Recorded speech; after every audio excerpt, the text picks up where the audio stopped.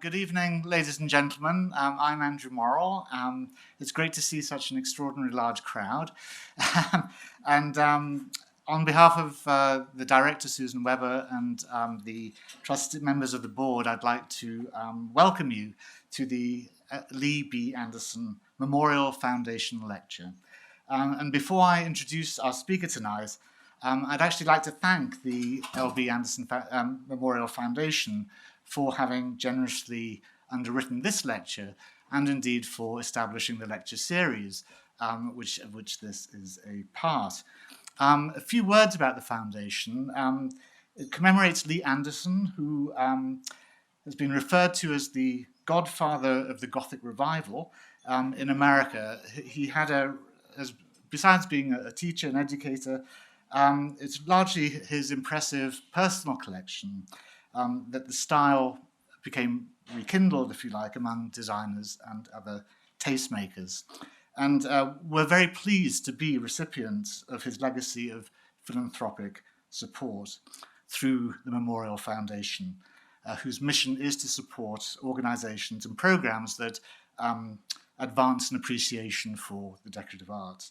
And besides this lecture series, the Foundation has supported us in the form of a student fellowship that allows a student to travel and to research a particular project, as well as a Dean's Prize that we award for a particularly outstanding work of art at the end, work of research at the end of the year.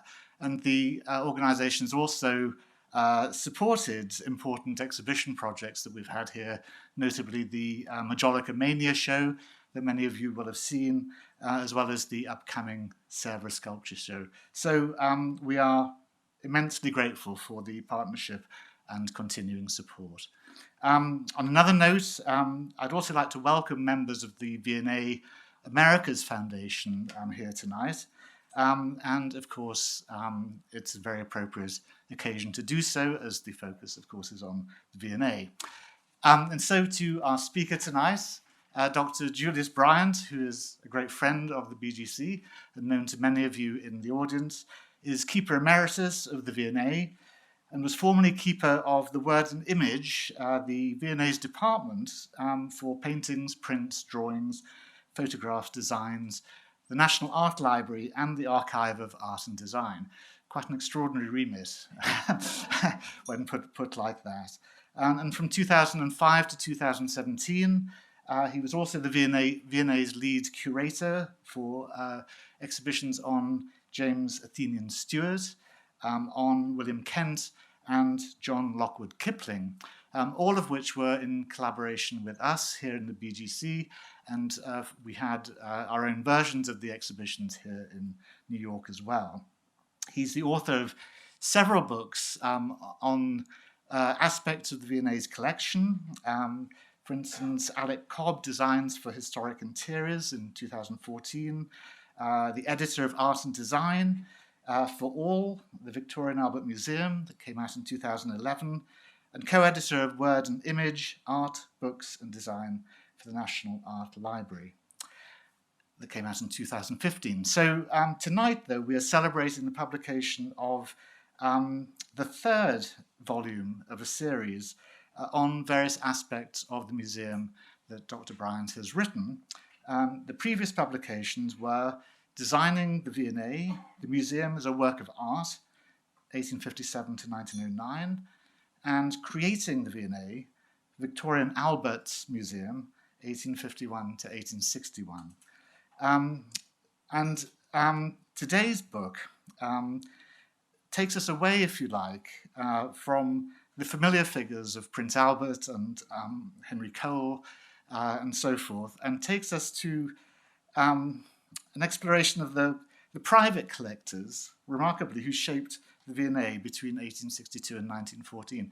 Familiar to anybody who's familiar with the V&A collections from the little museum labels, Jones Collection, Salting Bequest, Ionides. We know that, I know them by name so familiarly, but don't know them at all.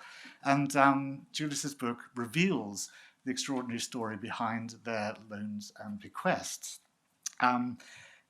And it's a remarkable story, as we will hear tonight, of a story of a young museum expanding beyond its original remit as the study collection for the reform of art and design, into, as his subtitle calls it, a collection of collections, when so many different lenders and donors contributed their quite extraordinary and significant collections to the V&A, completely transforming it. And the book follows the kind of struggles, I think, that the directors and their committees had in sort of trying to impose a kind of institutional vision on this extraordinary mishmash, as it were, of conflicting or competing collections. So, Enriching the V&A, a collection of collections 1862 to 1914, is itself a very rich and enriching book. I encourage you afterwards to look at it and perhaps purchase it after the lecture.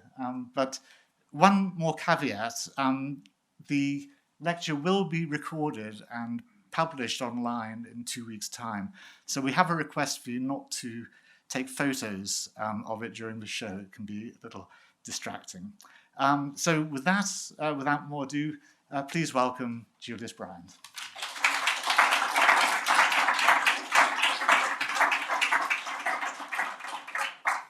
Good evening. Thank you, Andrew, for that warm introduction. And let me add my own thanks to the Lee Anderson Memorial Foundation for generously bringing me over, and indeed to the Bard Graduate Centre, Susan Webber, and her excellent team for all your hospitality. I'd also, of course, like to thank the V&A Americas Foundation and our publisher's main supporter, the Dr. Lee MacCormick Edwards Charitable Foundation. And thank you for coming. It's lovely to see so many familiar faces here in New York once again. All those books I've written before have been from a hobby horse. I have an axe to grind. I have a bee in my bonnet. I've got something that's frustrating me that I feel I'm not getting across enough in meetings in the museum, and so I go away and write a book about it and hope somebody reads it someday, and that's really the case here, and I think Andrew has outlined essentially what I'm on about. Let me take you first into the V&A. Yes, here we go, the entrance hall. You're in the V&A, the grand entrance, because there they are. If you look up, Victoria and Albert. It's a very splendid space. This is an addition to the original building. This is 1909, so it's sort of Baroque, and it's trying to compete with the Louvre and so forth. But there's something missing.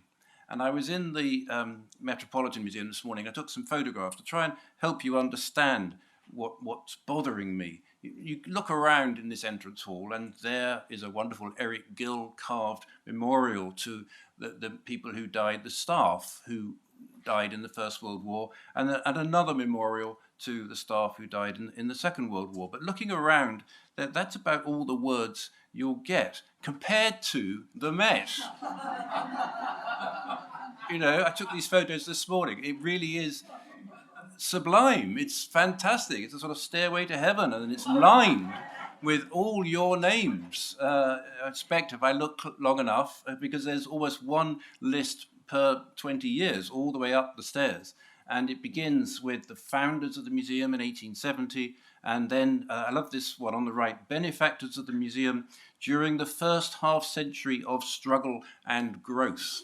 And it's a slightly ambiguous phrase, isn't it? Is it the first half century of many years of struggle and growth, or is it just that first half century? Because I know that in the V&A it could be the former very easily. But the roll call is there, not just of people who gave money, but of people who we know as great collectors who gave their collections to the Met as well. So I'm very envious, and I'm wondering, that's the first thing that sort of set me off on this book. Why don't we have all those sorts of names and some of the same people in the V&A? That's what we have. Now, this is the only one in that great space. Curious, isn't it? But let's not underestimate Walter Hildberg. He gave 5,000 objects to the V&A over the years. He was a New Yorker. He went to Columbia. He did a PhD on electricity, then traveled the world, man of independent means, and published 300 articles. He was a collector, a regular giver of objects to the museum. And I was fascinated to learn that he was also an international competitive champion figure skater, known as the Egg on account of his bald head. And I like all that sort of extra information, and I don't know how you get it across, but surely there's a lot of characters, and that was one thing that set me off on this. Where are these people, or who are these people, and why have we forgotten them? Why aren't we giving them the credit that they're due, that they'd get in America? So you go further into the entrance hall of the V&A, and you do find a list. There's a list, and you'll find on it the V&A Americas Foundation. I make sure to photograph that for you, and Susan Weber is there. But this is clearly a current benefactors list, and this is coincidentally, this is next to where they usually install the bar at private views. You know, this is something you show your friends that you're there, or that they're not, sort of thing. So I think this is a cunning ruse. It's not carved in the wall for all time, and I guess if you don't renew your subscription, you won't be there when it's reprinted every year. So I'm sure that's not the case, but I'm sure at least the Americas Foundation will still be there. But it's a strange thing. So that was the first thing that set me off. Why when we all speak in the same language, we seem to have a shared history, do we have this different approach to acknowledging people? And it's a very long list. And another thing then was a fascinating comment made by the sixth director, Eric McLagan. So if you imagine for a moment you are the director of the V&A. Now you think, I'm sure, that all means evenings like tonight, you know, nice receptions, lots of fascinating people, buying masterpieces at auction, and all sorts. But it also meant sitting in front of what you would call, I think, a congressional hearing. You know, sometimes you got summoned as an expert witness, and that happened to the sixth director, Eric McLagan, in 1928. He just had a good time over here. He'd been teaching at Harvard for a year about Italian Renaissance sculpture as a visiting professor, and he comes back to England, and he's summoned before a royal commission, and he's asked basically to explain the V&A. How do you distinguish your functions from those of the British Museum? It's a loaded question because throughout the 19th century, it was always assumed that the V&A would be taken over by the British Museum, that it would go under the umbrella of the British Museum. As soon as they got rid of the difficult first director, they made many attempts, and it was still this sort of sword of Damocles hanging over the V&A. So just think to yourself for a moment, what would be, if you're the director of the V&A, you're in that hot seat, sitting in front of the committee, staring at you, waiting for your reply. What essentially makes the V&A special? What is it? What are you trying to do? Justify yourself, raison d'etre in a few words. Well, it was his reply that really made me wonder about writing this book. That's not my alarm clock. No. So, thank you. This is what he said. It satisfies communally a kind of collecting instinct of the nation. That's a very brave thing to say. He didn't say it's the world's leading museum of art and design of the decorative arts or something like that.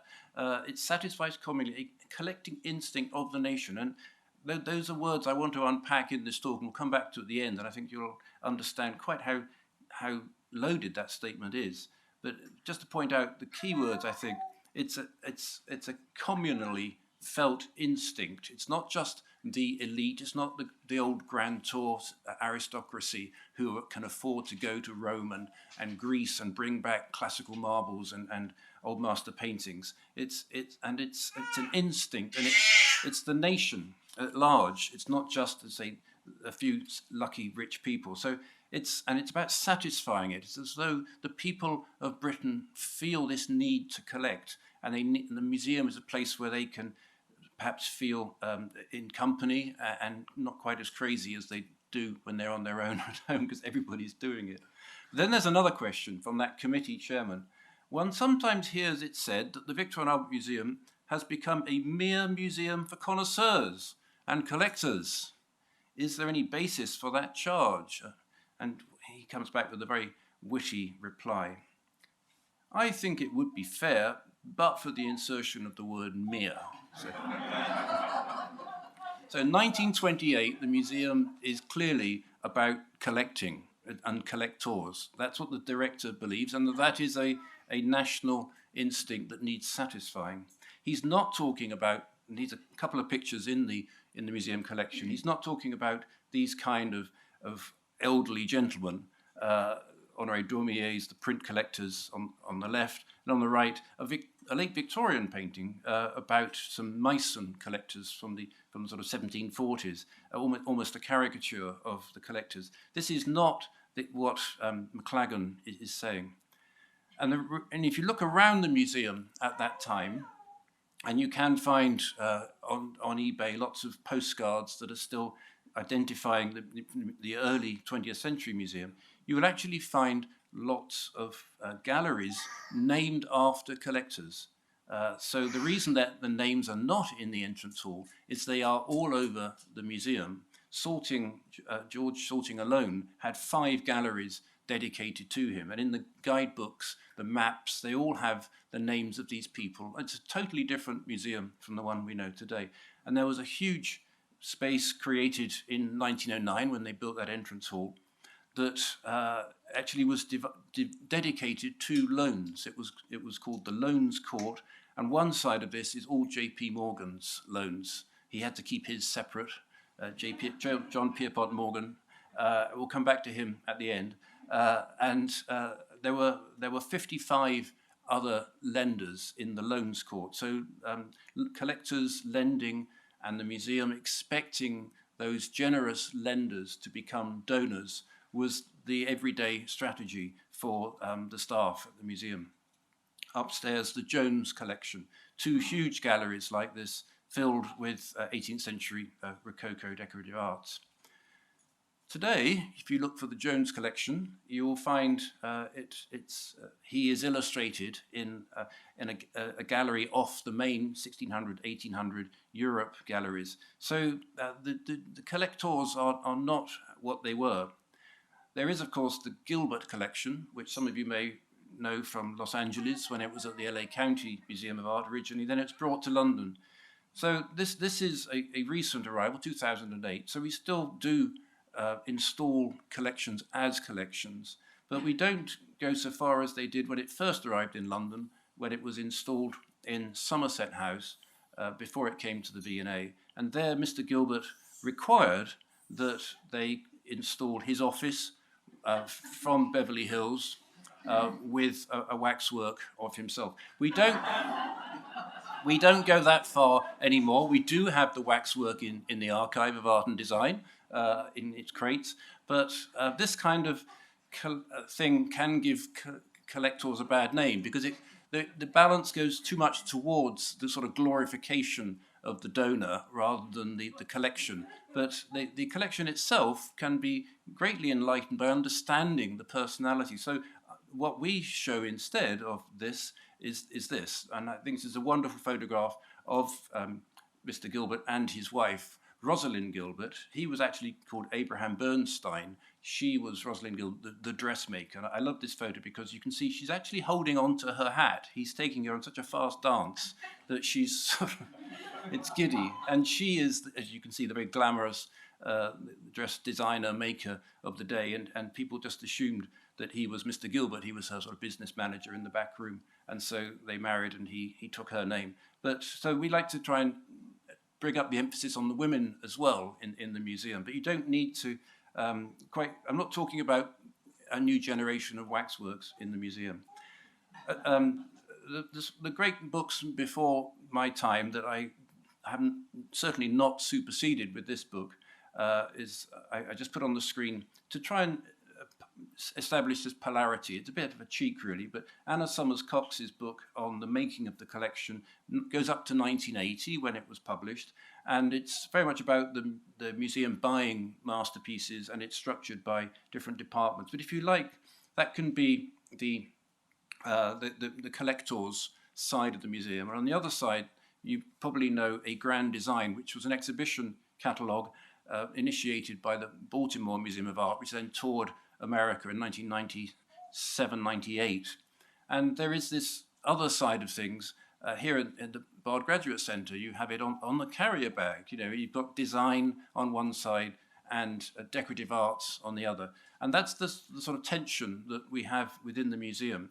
And I feel that design has really got the upper hand at the moment. And this is what people really felt in 1928 at that interrogation of the director, that the collectors had taken over and that the museum had begun as with a mission to reform design, and it had sort of lost its way.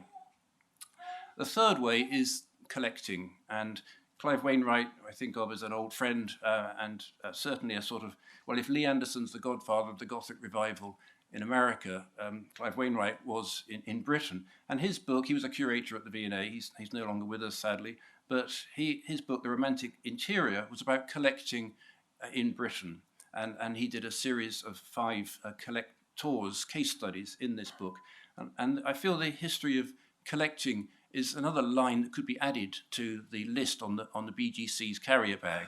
And I think of it as a sort of rainbow bridge that reaches across between the decorative arts and design history. Of course, design history of collecting is now well established as an academic subject. Here in New York, the Frick Center for the History of Collecting under Inga Reist has produced many great conferences, and on the right, the most recent book from those conferences, co-edited by her and Malcolm Baker, formerly of the V&A. So collecting is now seen very differently than it was in sort of 1928. I mean, collecting is here to stay. It's a serious way of approaching works of art, and then the public is reading popular but brilliant books, paperbacks, bestsellers on the subject of collecting. Edmund de Waal's Hair with the Amber Eyes, of course, is about the Efrusi family collection and its decimation by the Nazis. I'm sure you've all read it, but because of these many cases coming up of restitution claims, people realizing that their ancestral property is sitting in museums, and that because of the Nazis, or foreign countries, particularly in Africa, wanting their heritage back from museums. This is something that now is common consideration. People are interested when they come to a museum about where the stuff came from. It's not enough to know who made it for whom. They want to know what happened then to get it eventually into the museum. So I think people are better educated, more curious. History of collecting is a very respectable and a fascinating way to approach collections. So if we take that 1928 statement from the director and we just put next to it our current mission at the V&A, to champion design and creativity in all its forms for everyone's, you see how the circle is, the wheel is turning on the aims and identity of the museum. So this is why I wrote the book. And what we'd like to do now, I'd like to just offer you a sort of alternative history of the V&A, very briefly, and then run through a few of my favorite characters, just to make sure you want to read the book. And we'll end up with a New York story. We'll end up with J.P. Morgan as the one that got away, because we don't have it in London anymore, but we did, as I showed you earlier. So the V&A, of course, begins with the first World's Fair, the Great Exhibition in the Crystal Palace in London in 1851, and it's the legacy institution. That exhibition made so much money. The exhibition revealed just how Britain, as the workshop of the world, produced things that nobody was buying because they were badly designed. And the British, the literature is all there right back to the beginning of the 19th century, a real national anxiety that we had bad taste in Britain. It's hard to believe today, isn't it? But they sorted it all out. But at that point, the French were always, one looked on. It's like everything with the French still today, isn't it? Film and wine and women and all that.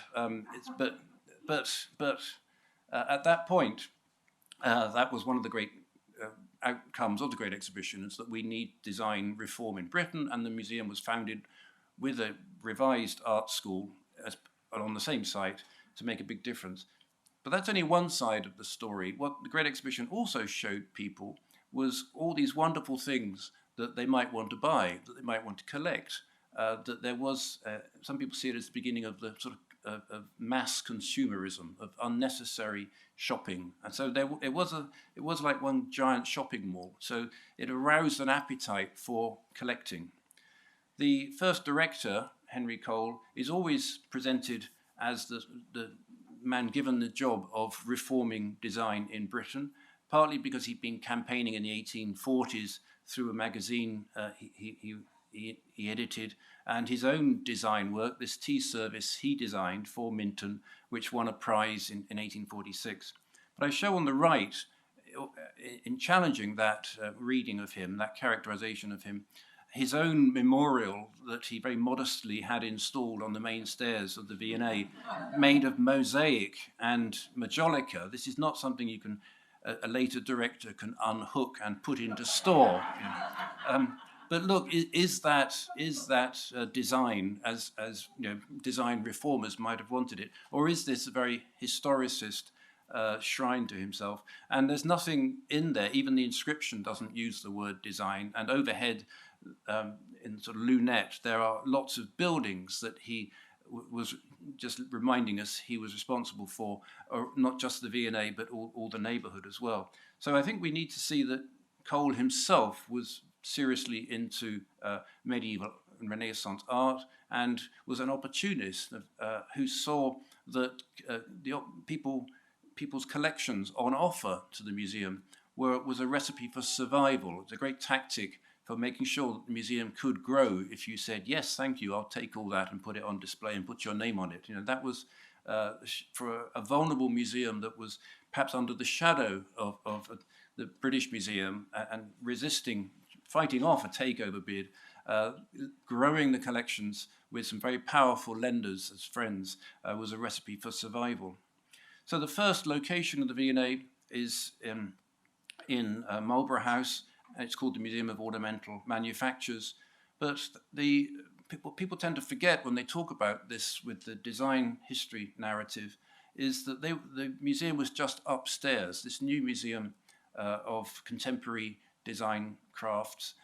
The ground floor was the Turner Gallery and the Vernon collection. The ground floor of Marlborough House functioned as an outpost of the National Gallery with two huge collections, one formed by the artist J.M.W. Turner of his own work. He'd been buying back the masterpieces to create his gallery. He died in 1851. And Robert Vernon, who had formed a collection of contemporary British paintings, which he also left to the National Gallery, to the nation. So the ground floor is about collections and it's about fine art. The first exhibition was an attempt to show all the horrible things that are out there at the moment, decoration on false principles, and immediately called the Chamber of Horrors by the press. It backfired horribly because these things were very popular. People had them at home, and they didn't want to go home and be told they had bad taste. And there was not, it was closed down. The manufacturers protested. I often say, I've worked for 4 directors of the V&A now, and I often say to them, why don't we do this again today? Let's have a sort of IKEA or something type exhibition, all the things we don't like, but nobody would dare do that again. And there was not another exhibition. If you do an exhibition about the bad things, you would think the obvious next exhibition would be about the good things in contemporary design. But no, this is what they had instead. They gathered together the Soulage collection of Italian Renaissance maiolica. That was upstairs. So right from the beginning, they saw collections as a way to survive. And then when they moved to South Kensington, the first permanent building, which is opened by Queen Victoria with the rest, is to house the Soulage collection on the ground floor, and upstairs John Sheepshanks' collection of contemporary British paintings. So this is what they see the future in. Clearly, it's not about fighting the design reform through showing more contemporary exemplars of good works. And then they build these great galleries for exhibitions in South Kensington. We still have them today. I'm sure if you've been to any exhibition at the V&A, you've been in them because they're still functioning as the exhibition halls. But today you wouldn't recognize the spaces because everything's painted black. And we hope someday that it will look like this again, because it's all still there above the sort of artificial ceilings. This is the great hall for exhibitions, which opens in 1862, and obviously in reference to the Crystal Palace. It's a sort of new Crystal Palace. So what do you think they put in there for their first exhibition? If they're really set on design reform, should they show some of the best things that are on the market, things produced by the art school that they're running as well alongside here, the art school that becomes the Royal College of Art? Should they show things that they bought from the Great Exhibition as exemplars? No, what they show is medieval works of art. Nearly 10,000 objects from over 500 British lenders. And there's this idea of Britain as this nation of collectors. This instinct is there, pervasive. Across the road, the Second World's Fair, this 10 years on from 1851, 1862 is the actual date of the next international exhibition. It's often said that this is full of machines and warfare, but it actually also has the biggest blockbuster exhibition ever in London of nearly 7,000 paintings, as you can see from the few snaps. So the British are seen as a nation of collectors. Those exhibitions were possible because of a Prussian museum director who had published the survey of art in Britain, these sort of 4 volumes which document all the great stuff in town and country houses in Britain. And he says there's more art in Britain. The only other country that has more is Italy, but the difference is the British like to have their art in their own homes rather than in purpose-built galleries. So we were seen as a nation of collectors, and when that exhibition closed in 1862, those South Courts became the space for loans. They just filled up with private property on loan, to the extent that about a third of the collections on display in the museum were loans that were expected to become donations. And the catalogue from that big exhibition, 1862, is in the library at the V&A, is annotated with basically what became, it becomes a shopping list, essentially. The lists on the left side are museum inventory numbers, and on the right side are the ones that got away, with sort of auction lot numbers that were sold off. So that becomes the sort of collecting priority, to such an extent that the museum's overseers have to define a collecting policy, and they say that future purchases should be confined to objects wherein fine art is applied to some purpose of utility. The objects need to be useful. It's not just pretty paintings. Remember, this is about design reform. This is about everyday commodities being better, more attractive to buyers.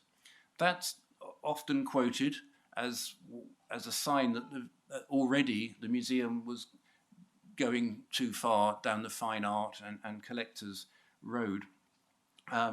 What people don't go on to show is the rest of that acquisitions policy, which I quote in the book. And so here we have in 1863 the first statement: the aims of the museum is to make the historical and geographical series of all decorative arts complete and fully to illustrate human taste and ingenuity. Now that's the sort of collecting policy that lets you get away with anything, basically, and you don't see that quoted in the modern literature on the museum. Of course, it's also it can be a wonderful gift, a great key to taking in anything. But I know as a curator, sometimes you have to say no, and that's not a policy that's going to help you to turn people away as well. The villain or the hero of the story is the first curator, John Charles Robinson, and Henry Cole soon fell out with his senior curator, and after that exhibition, basically made him redundant and made him a consultant. And then 4 years later, he's had enough of him, and yes, he gets rid of him completely. And yes, he really was that youthful when he started. And yes, I know that the museum does make you age fast, but these photos, the photos run a little bit later. But for many people, he's the hero if you're committed to collecting medieval Renaissance works of art. He was a great pioneering scholar.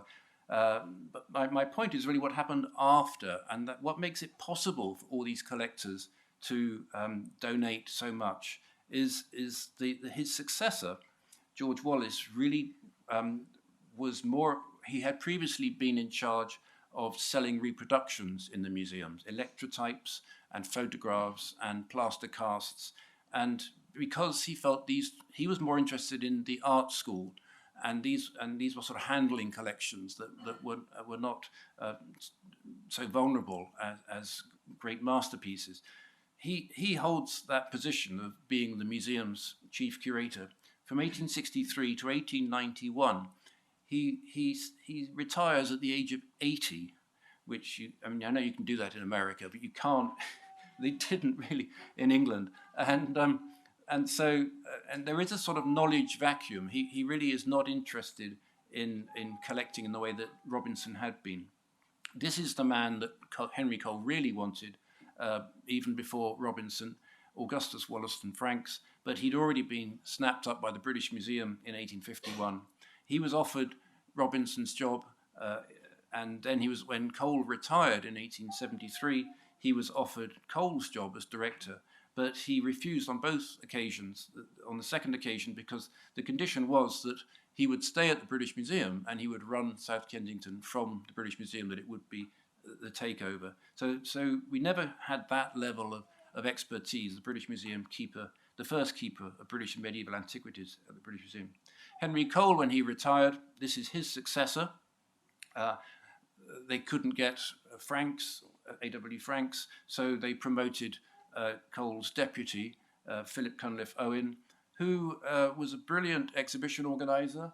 I think this wonderful Punch cartoon of him as a merman came out whilst he was presenting an exhibition about fisheries at the museum, which attracted 2.5 million people. When often directors tell me they've got some, David Bowie, 600,000 visitors, it's a new record. I said, no, 2.5 million for the fisheries exhibition, and indeed 5 million for the colonial and India exhibition. So Cunliffe Owen was a great exhibition organizer, but he was not a scholar, and you have this sort of absence of any curatorial structure in the museum.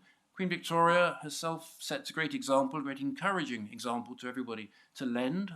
The Raphael cartoons, perhaps the best known, but she was a regular donor. I think often the things that she gave might have been sort of unwanted diplomatic gifts. And she certainly, as I wrote in the second book, Victoria and Albert's Museum, they regarded it as a sort of royal collection depository. They didn't have a gallery as they do today. But they definitely, Albert wanted South Kensington to have masterpieces by Raphael. So there was her example and her regular visits encouraging people to lend. And then dealers. I find this incredible that this object, and you can see I took this photo myself, you can just, people gives you a sense of scale. This rood screen from a cathedral in the Netherlands was lent to the museum.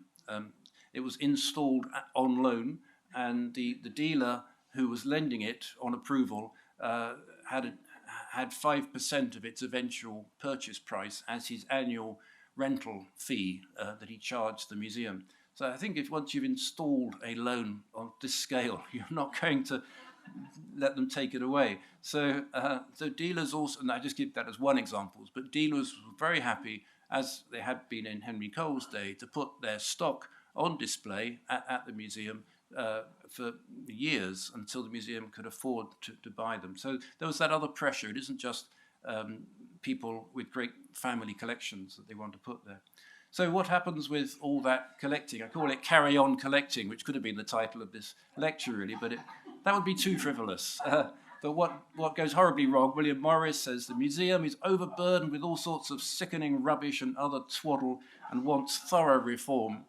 And then a noted art historian, Emilia Dilk, writes, South Kensington is disfigured by the collecting mania and makes one feel as if one were visiting a gigantic bric-a-brac shop. So by the 1890s and then as into 1928, there is this feeling that the collectors have really taken over and there's no sort of intellectual integrity to what's going on. So they bring in this Professor Middleton as the third director, and he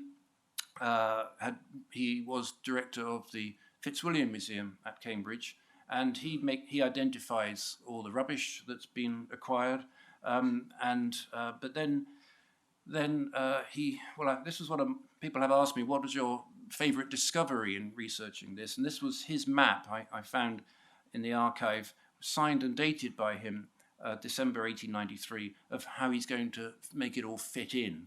And so all these names are still there, these galleries that are dedicated to individuals, and they're all sort of crossed out and changed and send things off to storage or to another museum. And it's perhaps not surprising that soon after he was found dead in his accommodation at the museum with an empty bottle of laudanum next to him. Very sad, very tragic, but that's how difficult the situation got. And then, of course, the building itself was completely overflowing. So I put in this cartoon from Punch magazine with Mr. Punch asking John Bull if he can help this poor woman, sort of emblematic of the museum, with all her belongings on the street because her buildings are so awful. So in the little time I have left, I'd like to just run through some of my favourite culprits, shall we say, the big collectors. I structured them, there was no point doing a sort of dictionary of collectors because it would soon go out of date. So I just chose the most interesting, and then I found the themes that would sort of group them together. So I began with the graphic arts, because that was the big surprise, that is the real wave of loans and gifts and donations are paintings, prints and drawings and books, and far outnumber all the decorative arts in the first decades. And then the international collectors, the people going abroad, the agents, the network that the museum built up of people working abroad to send things back, in the absence of a real sort of expertise in-house team. And then, of course, in the book, the empire and how all these things came back and why, supposedly all as loot stolen by marauding soldiers. There's a section about the new museums that grew out of South Kensington, and particularly then the fifth part is on the collectors at home, people who created beautiful ensemble settings for their collections in their own homes, which influenced the museum's own period rooms and the way things are displayed. And then finally the contemporary collectors. But I'll have to whiz through these now.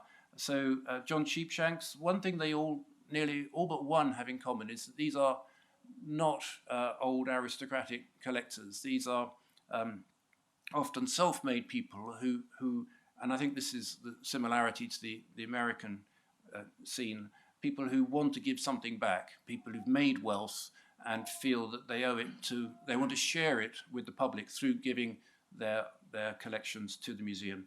So John Sheepshanks was the son of a cloth manufacturer in Leeds, and he forms the first collection that I mentioned earlier that was installed when the museum was opened of oil paintings.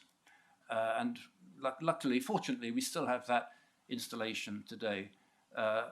Richard Redgrave was his artist and his curator, and Redgrave brings also Redgrave's sister had been a governess and had died on the job from an infection caught from the children she was looking after. And this painting is Redgrave's most famous, and of the poor governess. and he also paints Ophelia and Cinderella, and there are other agendas about the plight of middle-class girls that the museum is promoting. So we do move on from design reform for contemporary manufactured goods to social reform, and Sheepshanks gave his collection on condition that it be open on Sundays and open in the evening so that the ordinary workers could come and see it. There are soon emerging a multitude of other agendas from these collectors. It's not just that they haven't got space at home and they want to have an ego trip of giving things. So they actually are trying to make the most of this new museum that is aimed at a popular society. John Forster, on the left in his study, on the right acting in character in a painting by Maclise. Forster is a friend of Charles Dickens, and that's his portrait of Dickens by Frith. On the left, one of the 5 Leonardo notebooks that we have that were his, that are in the museum. And he says that he could have given his collection to the Bodleian Library at Oxford, but he wanted it to be in this new museum that was aimed at the working man and at artisans. Charles Townshend is the third of this circle of friends around Charles Dickens, famous for being a hypnotist in America as well. But his jewellery collection is all we see of him really in the V&A today. And I'm sure the dog has been hypnotised, but he was the pioneer of this, very popular in America as well. And what I particularly find fascinating about Townsend, his incredible pictures. He was a melancholic, sort of manic depressive, and his pictures all sort of reflect that. Henry Fuseli here, The Poison Tree by Francis Danby, Everybody's Dead. This picture really is this size, and he hung it in his dining room. So if you're coming to dinner, you might sort of wonder what you're going to get to eat. The foreground is full of skeletons, and the poison upas tree in the middle is somebody is dying from it over there on the right. But this, I thought, particularly as we have a wonderful show I just saw today at the Met on Danish painting. This is by Libert. So Townsend lived near Geneva, and he collected contemporary continental art, and this is by a Danish painter working in Munich, who was an admirer of Caspar David Friedrich. So you have a very different taste from Constable and so forth. And Townsend is also a great collector of photography. Lady Schreiber is an extraordinary person, and I could give a lecture just on her. She is the subject of paperbacks, biographies, multiple. She's the daughter of an earl, but at age 21 she chooses to marry a Welsh iron founder, and when he dies, after they've had 10 children, she takes over the running of the ironworks, all 7,000 staff. It's the world's biggest ironworks at the time. And then her eldest son is being tutored for getting into Cambridge from Harrow, and at 42 she marries her son's tutor, who's 28.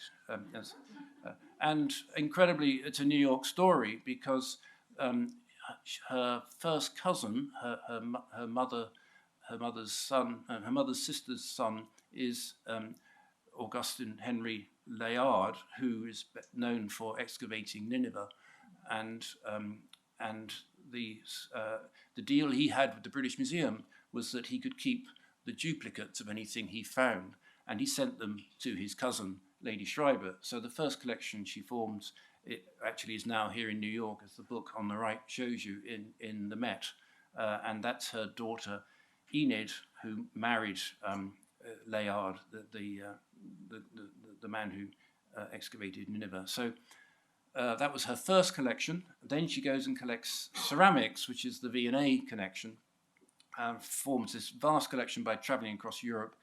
And when you come to the V&A, as Andrew said, you look for Lady Schreiber in the wonderful ceramics galleries, and you need, those of you perhaps near the front can read the bottom of a wall label, which is about 3 inches tall, and you'll find given by Lady Charlotte Schreiber. And that's it, I'm afraid. So how do we get that personality back, that incredible woman. And I just feel that she would be such a way in. How many people go and look at the ceramics? But if they could go and see something about her and hear of her great adventures collecting all these things, she rather followed Henry Cole's example in commissioning a mosaic portrait of herself to hang in the gallery. And there's her young husband alongside the portrait, based on that drawing by George Frederick Watts you saw earlier on the book covers. These are now in a study room, so her gallery has gone. I'll just spin over the Imperial. That's really a whole separate lecture, but it's worth reading the chapter in the book, and I haven't got time for it now, sadly, because I'm trying to keep to the people, and this one's complicated.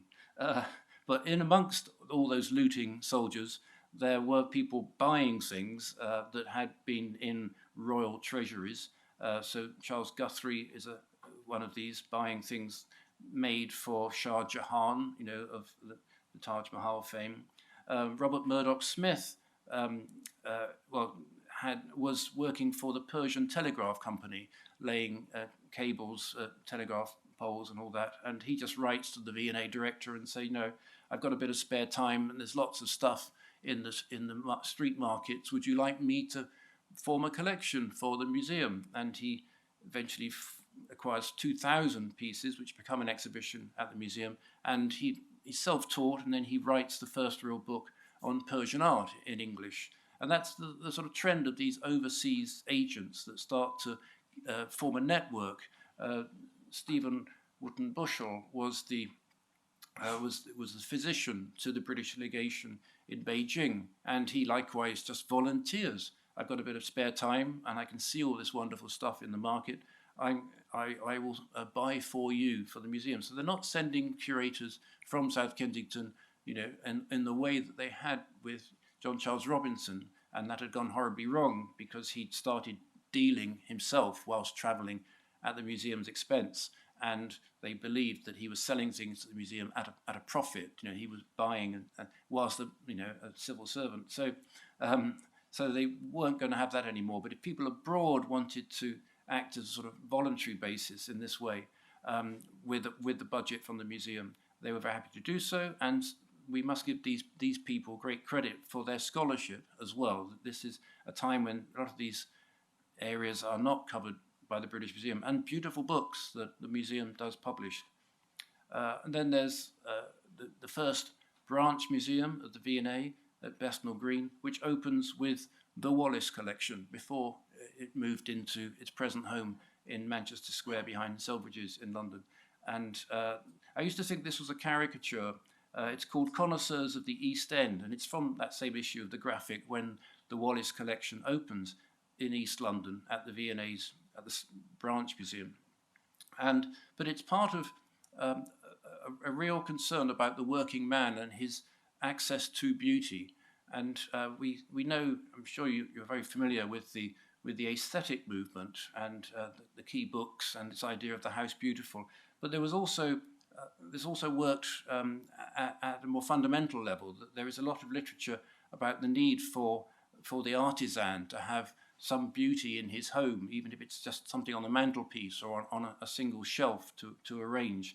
So there is this feeling that collecting is a good thing, and it even gets to the point where clergy encourage it as a sort of earthly version of the life hereafter. It's extraordinary the literature that there is about the home as a place where collections should be formed.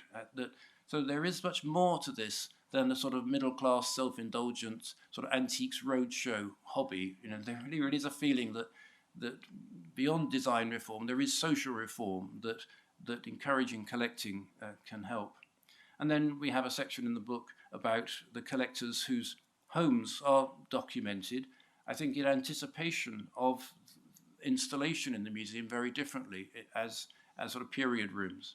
John Jones is the best known of these, and I'm sure I worked out that when he was being wooed to give his collection to the museum, the first period room appears, is installed, 1872.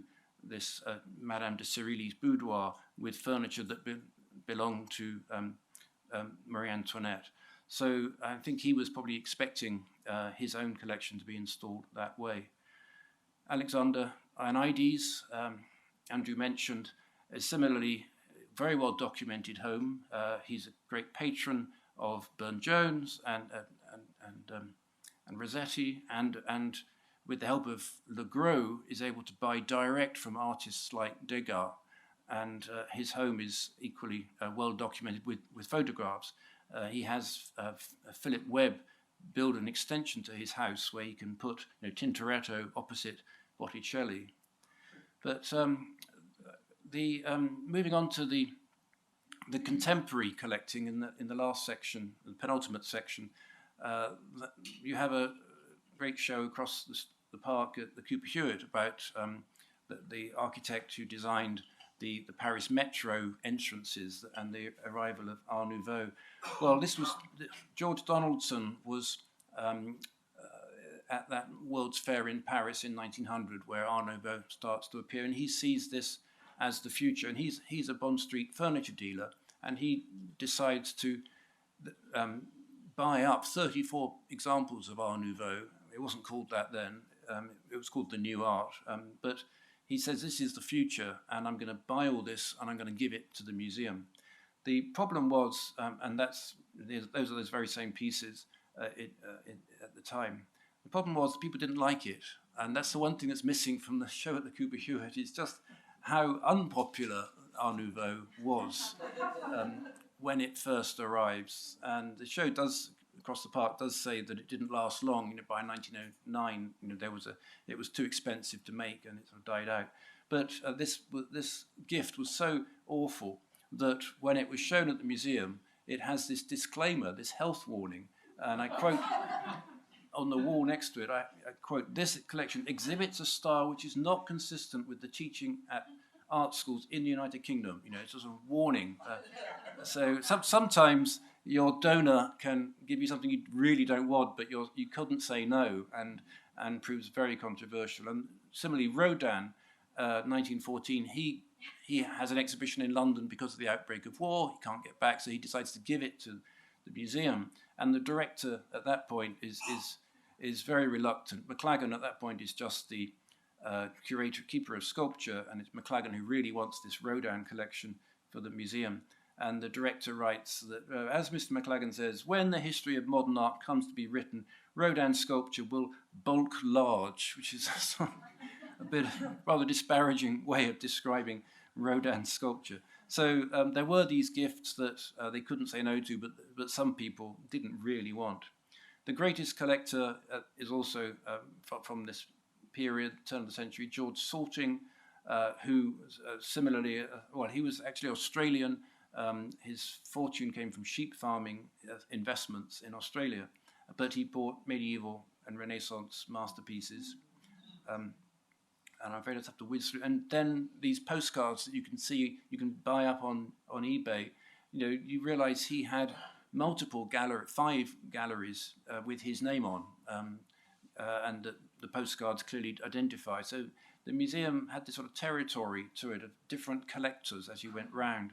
And Salting had his own fountain installed by his grateful admirers. It's a replica. The one on the right is the original in Florence, but the Salting fountain, it was there in the centre of the garden, and I feel it sort of symbolised all these collectors at that point. This is about 1910 it's installed, and it's removed into store in 1979. So I think that's when the sort of reaction sets in, a gate sort of celebrating collectors. And I'm going to end with Morgan. I got to 7:30. You'll let me have 2 minutes on J.P. Morgan, because I got so involved. I could have given a whole lecture just on this. There are boxes and boxes of documentation in the V&A about dealing with Mr. Morgan. 1901, he starts lending, and again on the left, that's a postcard of his collection on display in the museum.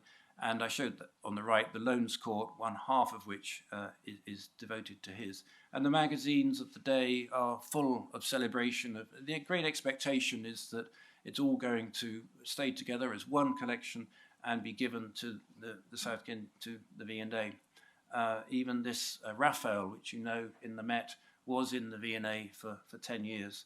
The inventory in 1905 has 924 entries of multiple objects in each entry, so well over several thousand objects. And this is his house. You have to tiptoe past the Iranian embassy and all the police to get there. Today, on the left, facing Hyde Park. This is where Morgan was living. It's just a short walk from the V&A. He said he was going to turn it into a museum, and for a while he does have visitors, and it's just the overflow that he's putting in the South Kensington Museum. And there is this sort of hint that he says quite explicitly that he won't give everything. There won't be a bequest to the museum, but he says there will be a permanent loan, which of course any lawyer knows isn't possible. But he was waving this sort of carrot at the museum director that you got to keep renewing my loans for another year, and this might become a sort of another, like Bethnal Green, another branch, because it's only 5 minutes walk from the museum.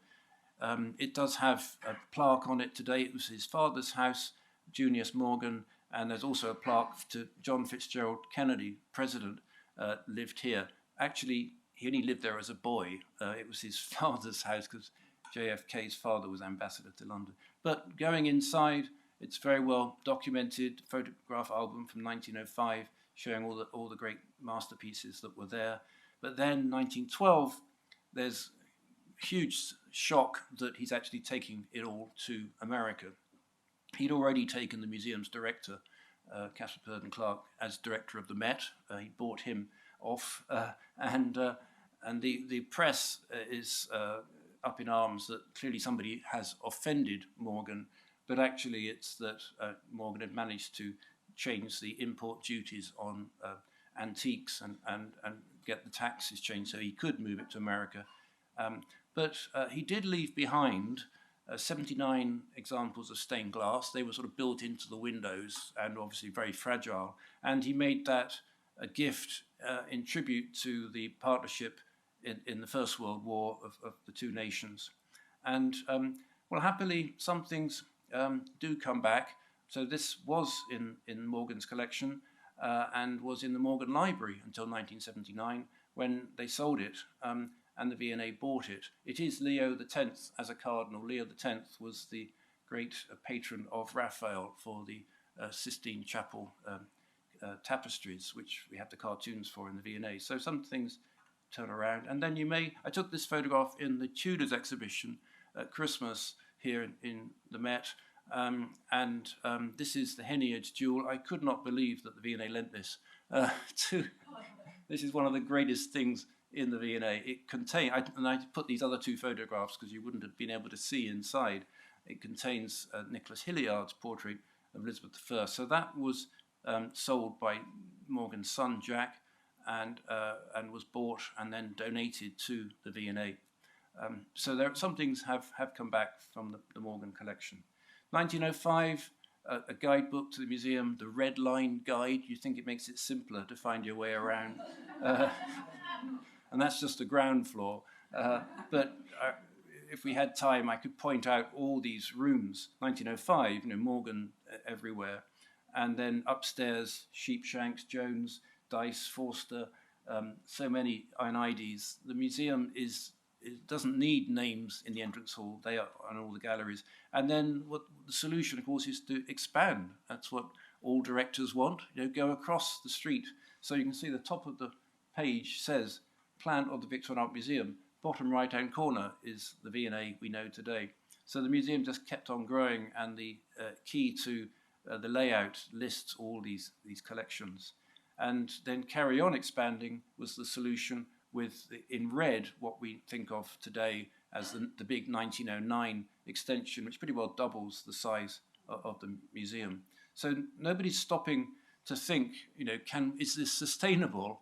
The classic answer is just build some more galleries. Let's get some more donors to keep on growing, rather than is this is the tail wagging the dog here? Are the collectors? And I think Morgan's sudden extraction of his collection, like a sort of withdrawal from the bank, as it were, of everything, that really always was the last straw for the museum's overseers, that you cannot rely on lenders to donate, particularly if you're not buying things that they are lending when they come up on the market, because you think that's going to plug. If you're trying to show a survey of a subject, you can't rely on lenders long term. So the museum, that's the new entrance, 1909, the one we know today. They didn't know even then what to call it, the Royal Albert and Victoria Museum, as the postcard says, and the Loans Court I mentioned. When Morgan withdraws, it just fills up with a lot more. 55 lenders were very happy to, no shortage of material. So going back to my opening quote from Eric McLagan, the director, I hope now that makes some sense. It satisfies commonly a kind of collecting instinct of the nation, that the museum, for up until the Second World War, up until when it closes 1938-39, it's pretty much a collection of collections. And if you go back into the entrance hall and you look for Walter Hildberg, you perhaps now are wondering why I didn't tell you about him. Well, he's dies in 1955, so I had to stop somewhere, so I stopped at 1914, but perhaps there could be another book. Meanwhile, the solution to all of this, of course, and I'm sure some of you have already been nudging and whispering amongst yourselves, the answer to all of this is online. And so as well as writing a book, which is meant to be a good read, at home, at your leisure, with wonderful pictures, if you really want to know, you can go online and you consult our research guide to the donors, which gives you a little bit about them, and then all the documentation where to find it in the museum's archives.